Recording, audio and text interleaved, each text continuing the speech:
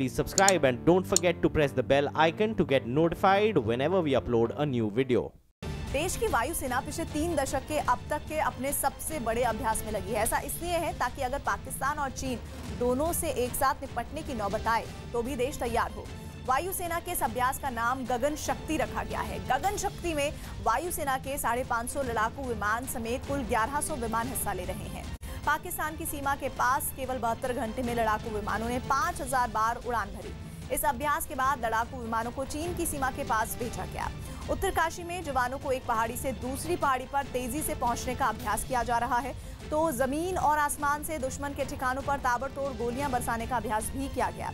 वायुसेना का यह अभ्यास 22 अप्रैल तक चलने वाला है। डोकलाम विवाद के बाद से वायुसेना अलर्ट पर है और हर मुमकिन चुनौती के लिए खुद को तैयार रखना चाहती है। इसलिए इस अभ्यास में वायुसेना की हर टुकड़ी को शामिल किया गया है ताकि पूरी ताकत को एक साथ परखा जा सके। दावा यह है कि अगर पाकिस्तान और चीन दोनों के साथ एक साथ लड़ना पड़ता है तो लड़ाकू विमानों के कम से कम 42 दस्तों की जरूरत होगी, लेकिन भारत की वायुसेना के खेमे में भी अभी केवल 31 दस्ते मौजूद हैं। चीन के पास लड़ाकू विमानों के 60 दस्ते होने का दावा किया जा रहा है, तो खबर है कि पाकिस्तान के पास भी लड़ाकू विमान के 25 दस्ते मौजूद है। हालांकि विमानों की गिनती बढ़ाने पर काम किया जा रहा है, लेकिन उसमें भी कम से कम 2 से 3 साल लगना तय है। इसलिए कम क्षमता के साथ ही दुश्मनों का मुकाबला करने की तैयारी इस अभ्यास के जरिए हो रही है।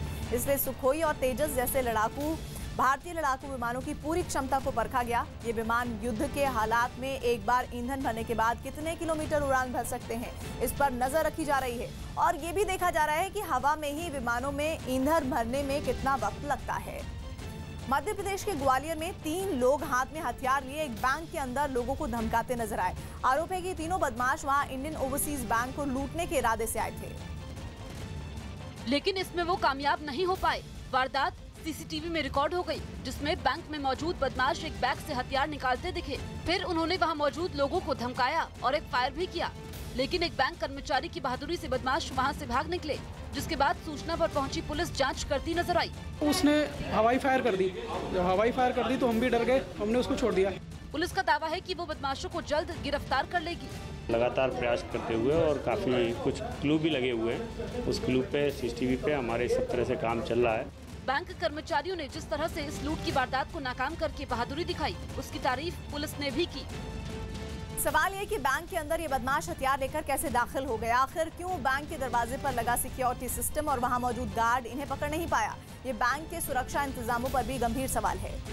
देश के कई हिस्सों में एटीएम में दूसरे दिन भी कैश की किल्लत बरकरार है। हालांकि कल के मुकाबले आज मुंबई और गुजरात के कई हिस्सों में एटीएम से कैश निकल रहा है। उधर पटना में लोग आज भी एटीएम से पैसे न निकलने की शिकायत करते दिखे। लोगों का कहना है कि कई एटीएम में जाने के बाद भी पैसे नहीं निकल रहे।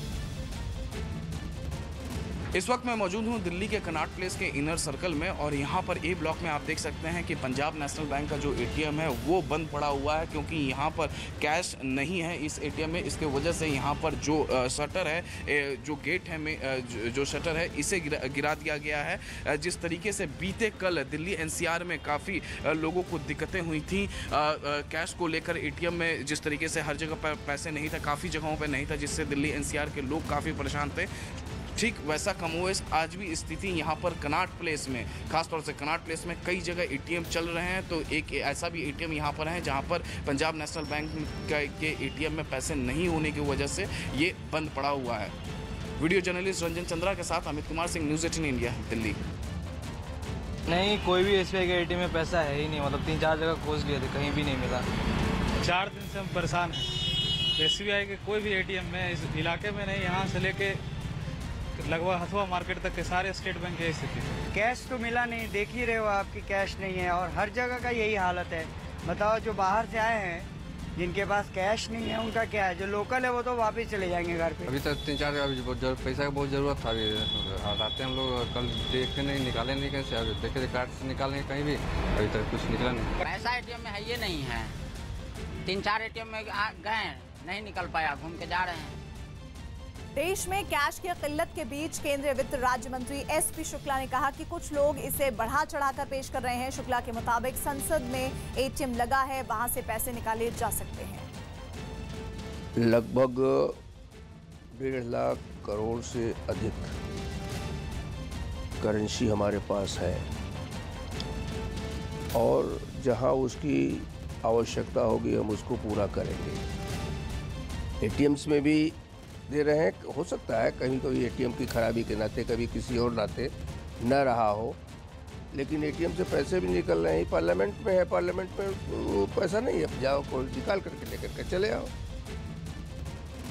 ये डीमोनेटाइजेशन जो है वो बिगर माइंड अप्लाई किए ऐसा कदम था कि देश की जो आर्थिक हालत है, इकोनॉमी है, वो बहुत पीछे चली गई। बैठे ठाले अच्छे दिन की बात कही थी।